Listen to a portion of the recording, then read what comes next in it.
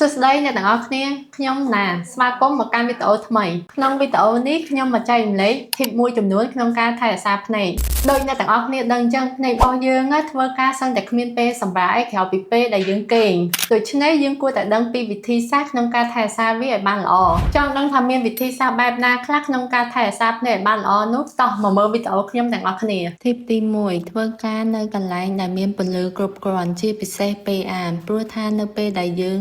មើលនៅកន្លែងដែលមានពន្លឺមិនគ្រប់គ្រាន់នឹងធ្វើឲ្យសាច់ដុំភ្នែកធ្វើការធ្ងន់ធ្ងរនិងចុះខ្សោយ Tip ទី2គឺការអនុវត្តគោលការណ៍20 លើ 20មានន័យថានៅពេលដែលយើងសម្លឹងចិត្តរយៈពេលយូរ20នាទីយើងគួរតែសម្រាប់ភ្នែកឲ្យបានរយៈពេលប្រហែលជា20វិនាទីហើយនឹងមើលទៅឆ្ងាយឲ្យបាន20 feet ការធ្វើបែបនេះគឺដើម្បីឲ្យសាច់ដុំភ្នែករបស់យើងបានសម្រាប់ពីការដែលយើងនឹងខំសម្លឹងចិត្តយូរម៉ោង Tip ទី3ធ្វើការពិនិត្យភ្នែកឲ្យបានជាប្រចាំព្រោះថាភ្នែកក៏អត់ខុសពីរាងកាយផ្សេងៗនោះដែរគឺត្រូវការថែទាំនិងពិនិត្យសុខភាពឲ្យបានជាប្រចាំដើម្បីឲ្យដឹងថាភ្នែកយើងមានសុខភាពធម្មតាឬក៏មានបញ្ហាអ្វីមួយដែរឬទេចឹងហើយជាទូទៅគេណែនាំឲ្យយើងធ្វើការពិនិត្យភ្នែកយ៉ាងហោចណាស់ឲ្យបាន1 ដងក្នុង1 ឆ្នាំ